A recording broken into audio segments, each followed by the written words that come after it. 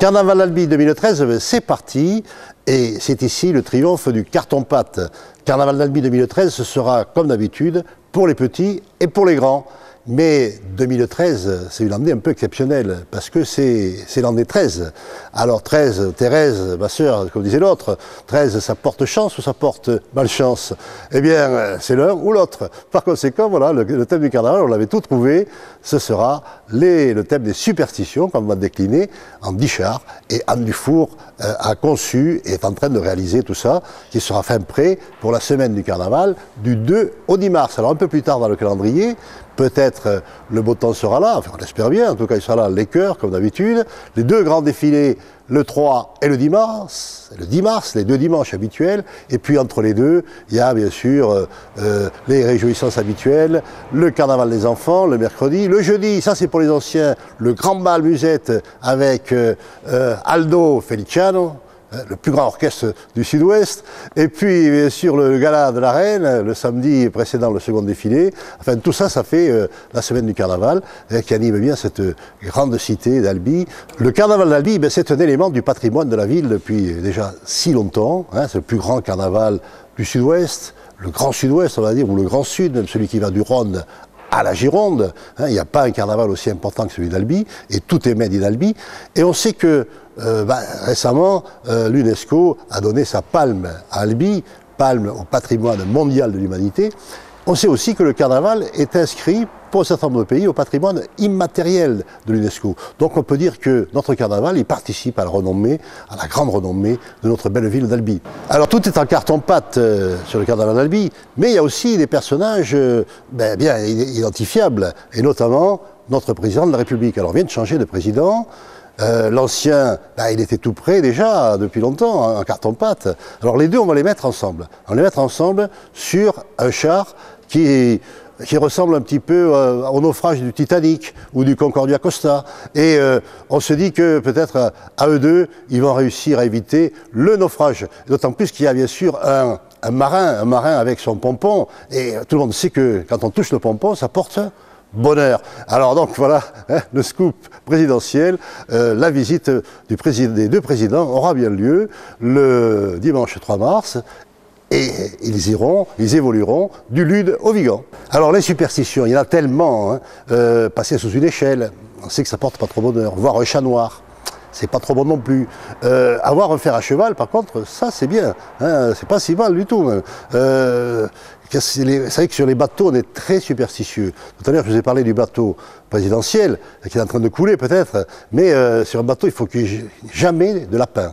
Hein, pas de lapin, pas de grandes oreilles, parce que ils mangent les cordages, hein, ils mangeaient les cordages, et donc ils étaient exclus hein, des bateaux, même dans la nourriture d'ailleurs des marins. Hein, le lapin, elle n'était pas là. Donc on va les retrouver ces lapins. Bon, couper le pain, et mettre le pain à l'envers. Ça porte malheur, ça aussi. Hein. On a retrouvé ça. Bon, etc., etc. Alors finalement, dans cette affaire-là, les seules qui portent chance, ce sont les reines de chair et d'os. Hein. Elles sont, comme d'habitude, magnifiques. Et pendant un an, elles ont la royauté absolue sur tout ce qui se passe à Albi. Alors oui, c'est mieux que les Miss locales, régionales et nationales. Elles sont, pendant un an, les reines de la ville. Alors Carnaval va rester, comme à l'accoutumée, la grande fête populaire d'Albi. Et du Sud-Ouest, bien sûr, de tous les gens qui viennent d'un peu partout pour ce carnaval. Il est gratuit, rappelons-le. Il circule, ce carnaval, les grands défilés sur le long de la fête foraine, qui est un partenaire essentiel du carnaval, bien sûr. Et puis, il est surtout très associatif, puisque le carnaval, c'est lui-même une association. Et ce sont des associations d'Albi, des clubs sportifs, qui animent les chars, et qui sont déguisés autour des chars, et qui font ce beau spectacle d'opéra de rue qu'on appelle le Carnaval d'Albi. Alors, en mai 2013, Diablotin n'y a pas résisté. Aller visiter le monde irrationnel des superstitions. Croiser un chat noir un vendredi 13, mauvais présage ou bon augure? Qui n'a pas un jour évité de passer sous une échelle ou fait un vœu au passage d'une étoile filante? Cocasses ou inquiétantes, les superstitions sont aussi vieilles que l'humanité. Nul ne sait d'où elles viennent ni qui les a inventées. Besoin de se sentir protégé ou de deviner le futur? Pour conjurer l'hiver, venez nous joindre à la grande parade. Visage peint ou masqué, gris-gris et bien sûr sac de confettis. Alors le roi du carnaval, c'est le roi des superstitions ou des superstitieux. Il est légèrement niais et crédule, habillé d'un grand brocart avec des trèfles à 4 feuilles. Notre roi carnaval, comme chaque année, ouvre le défilé en se disant « Je ne suis pas superstitieux car j'ai peur que cela porte malheur ». La peur des mauvais présages. À l'origine des superstitions, la peur de l'homme, la peur du loup, de l'inconnu. Monsieur, j'ai peur de tout, c'est bien protégé avec son grand parapluie, mais il a oublié qu'ouvrir un parapluie dans une maison porte malheur. Une chance de cocu, petit clin d'œil aux gagnants des lotos, mais qui ne joue pas un vendredi 13, et c'est bingo, le coquin peut enfin rapiécer ses vieilles hardes avec des billets tout neufs.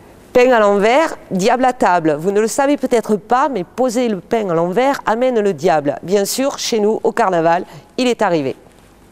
Vœux et souhaits. Diablotin avait tout essayé. Il a jeté des pièces dans une fontaine ornée d'éléphants blancs. Il a touché un ramoneur. Il a attendu les arcs-en-ciel et les étoiles filantes. Enfin, en 2013, son vœu est exaucé. Diablotine, sa copine, est arrivée. Le chat noir, au top 1 des superstitions. Le chat noir et ses vieilles amies, sorcières et voyantes. Pauvre chat, il était vénéré dans l'Antiquité, puis fut maudit au Moyen-Âge, surtout s'il avait la malchance d'être noir. Mais aujourd'hui, on dit qu'il porte bonheur dans une maison et qu'il attrape beaucoup plus de souris que les autres chats. Araignée du soir, espoir. Trouver une araignée en enfilant ses vêtements annonce une rentrée d'argent.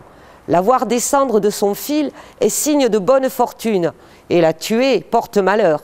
En bonne maman, elle protège ses petits de toutes les méchantes mouches, les endetteurs, la récession, les taxeurs, etc.